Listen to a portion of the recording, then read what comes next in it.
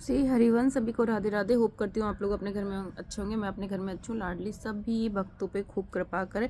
Welcome to my new blog. तो बहुत सारे भक्तजनों का, बहुत सारी सखियों का जो है मैसेज आया है मुझे कि लड्डू गोपाल को कब जगाना है। मैं 3 बजे उठ जाता हूँ, या मैं 2:30 बजे उठ जाती हूँ, या मैं 4 बजे उठती हूँ, या फिर श्री जी की मंगला कब करनी है। तो ये वीडियो उन्हीं के लिए है, उनके लिए नहीं, सबके लिए। सब लोग जान लीजिए, यदि आप 3 बजे उठते हैं तो आपको भगवान को 3 बजे उठाने की ज़रूरत नहीं। आप 3 बजे उठिए, अपना थोड़ा सा व्यायाम करिए, आधा घंटा व्यायाम करने के बाद जो भी आपकी नित्य दिनचर्या होती है वो सब, शौच स्नान इत्यादि वो सब करिए।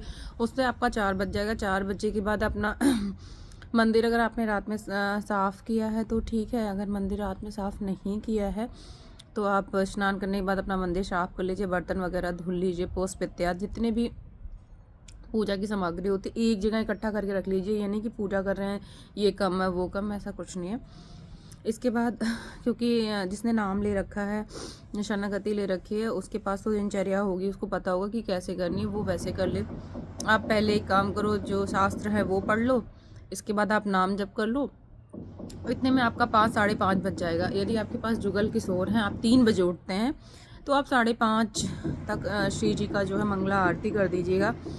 और मंगला आरती करने के बाद पर्दा लगा दीजिएगा। फिर आप उनको भोग, मतलब श्रृंगार का भोग और श्रृंगार की वीडियो मैंने डाउनलोड कर दी है, वो कर दीजिएगा। अब गोपाल जी जो होते हैं वो मतलब छोटे हैं, बच्चे के रूप में हैं, तो उनकी सेवा थोड़ी सी इनसे थोड़ी अलग होती है, क्योंकि वो बहुत छोटे हैं। तो उनको थोड़ा, आपको जब भी जगाना हो तो आप उनको 6:30 तक जगाइए। और जगाना भी कैसे है कि जब भी आप उनको जगाएं, थोड़ा सा स्नेह, थोड़ा सा प्यार, थोड़ा सा दुलार करें। और सुबह अगर आपके पास गाय का दूध अवेलेबल है तो मंगला में अक्सर ना हल्की चीज़ें, मतलब भगवान को भोग लगाई जाती है। बाल भोग छोटा लगाया जाता है। दूध पिला दिया भगवान को, या तो कोई जूस थोड़ा सा पिला दिया। अभी ठंडी है तो वो भी देख के पिलाना पड़ेगा कि कौन सा जूस ठंडा है, कौन सा गर्म है। या फिर कोई छोटा भोग लगा दिए थोड़ा सा, या समथिंग कुछ भी। थोड़ा सा नमकीन आपने घर में कोई बना ली हो, बेसन की नमकीन हो, वो सब बन गई हो, वो भगवान को थोड़ा भोग लगा दिया। बहुत सारे लोगों का सवाल है क्या भोग लगाते हो, क्या जो आपके पास हो। बट हाँ, मंगला में आप ये नहीं कि भगवान को इतना फल काट दिया, इतना दूध दे दिया, इतना खाना दे दिया, ऐसा नहीं है। भगवान का जो बाल भोग होता है वो थोड़ा लगता है। जब भी आप मंगला आरती कर रहे हो, कोई मीठी चीज़, थोड़ी सी बर्फ़ी है, नहीं है तो गुड़ है, नहीं हो तो मिश्री है, नहीं हो तो किशमिश है, कुछ भी मंगला में थोड़ा सा रख के आपको भगवान को जो है लड्डू गोपाल जी को जगाना है। उनको थोड़ा प्रेम और स्नेह करना है। और रात में क्योंकि आप उनके हैवी वस्त्र उतार देते हैं, तो सुबह आप उनको स्वेटर पहना के ही उनकी मंगला आरती करिएगा।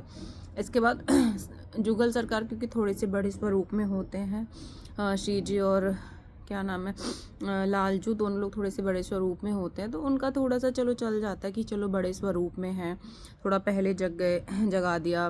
फिर भी जगाने के बाद भी मैंने, आपने देखा होगा, मैंने जो जब भी भगवान को जगाया तो उन्होंने शॉल ओढ़ रखी है, आप उनको शॉल जो है वो उड़ा के रखिए।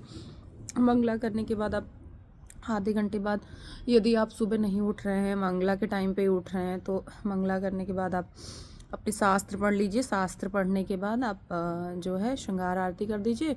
इसके बाद जब भी आपके घर में भोजन वगैरह बनता है तो भगवान को राजभोग लगा दीजिए। अष्टयाम सेवा बता रही हूँ। इसके बाद राजभोग लगाने के बाद भगवान ने जब खा लिया तो भगवान को 12:30-1 तक सुला दीजिए। फिर भगवान को 4 बजे लगभग उद्यापन कर दीजिए। उद्यापन का थोड़ा सा मतलब राजभोग जो होता है वो सबसे बड़ा लगता है, उसमें पूरा खाना जो घर में बनता है वो भोग लगता है। उद्यापन में भी आप कुछ स्नैक्स बना लीजिए भगवान के लिए, आलू बना लिया या कुछ बना लिया, जो भी आपका प्रेम है। या आजकल मटर का सीज़न है, मटर बना लिया, या थोड़ी सी लैया भून ली, या थोड़ा पोहा बना लिया भगवान के लिए। तो ऐसे हल्का सा कुछ भी भगवान को हल्का सा। या सुबह आलू 2 उबाल लिए तो उसके पतले पतले चिप्स काट दिए। जैसे शाम में हम चाय पीते हैं ना, चाय के साथ हमें कुछ चाहिए होता है, उसी तरह भगवान का भी जब उद्यापन होता है उन्हें हल्का सा कुछ जो है चाहिए होता है। फिर आपने उद्यापन कर दिया। उद्यापन करने के बाद आपका आ जाता है संध्या। संध्या में आप जो है क्या नाम है, जो आपका खाना वाना बन जाए संध्या का, तो कोशिश करिए थोड़ा खाना जल्दी बनाइए। संध्या आरती 7 साढ़े 7 तक कर लीजिए। यदि नहीं कर पा रहे हैं, भोजन नहीं बन पा रहा है, तो संध्या आरती कर दीजिए, थोड़ा सा कुछ भोग लगा दीजिए। इसके बाद आप शयन का भोग लगाइए। शयन का भोग लगाने के बाद शयन आरती करिए। शयन आरती करके भगवान के जो भी आपने श्रृंगार किया वो श्रृंगार उतार दीजिए। वस्त्र हल्के कर दीजिए। बिस्तर भी जब भी आप भगवान को बिछा रहे हैं तो उसको साफ़ कर लीजिए। उस पर थोड़ा सा कस्तूरी अगर आपके पास है तो कस्तूरी, नहीं तो आपने कोई चंदन वगैरह का आपके पास स्प्रे है जो कि मंदिर में यूज़ होता है वो, नहीं तो इत्र बिस्तर पे लगा के भगवान को जो है शयन करा दीजिए। और भगवान के सर के पास एक लोटे में पानी और खाने के लिए थोड़ा सा कुछ रख दीजिए, क्योंकि भगवान रात में मतलब नित्य लीला निकुंज में प्रवेश करते हैं तो उनको आने में भूख लग जाती है, तो थोड़ा सा ये रख दीजिए। ऐसे ही आप मतलब इस तरीके से आप अष्टांग ये सेवा पर जो है पूरी अष्टयाम सेवा कर सकते हैं। और एक सेकंड, ये 6 याम की सेवा हुई, बट अब 2 याम की जो सेवा होती है वो पूज्य महाराज जी वगैरह मतलब वो आचार्य और गुरुदेव करते हैं, क्योंकि राधा वल्लभ जी जो हैं उनकी अष्टयाम सेवा चलती है। तो शयन के बाद वो 2 सेवा जो है वो भगवान जी करते हैं। बाकी मैं सेवा आप लोग को दिखाऊंगी कैसे करना है। एंड आप लोगों को मेरी वीडियो अच्छी लगती है तो लाइक करिएगा, शेयर करिएगा एंड सब्सक्राइब करिएगा। राधे राधे।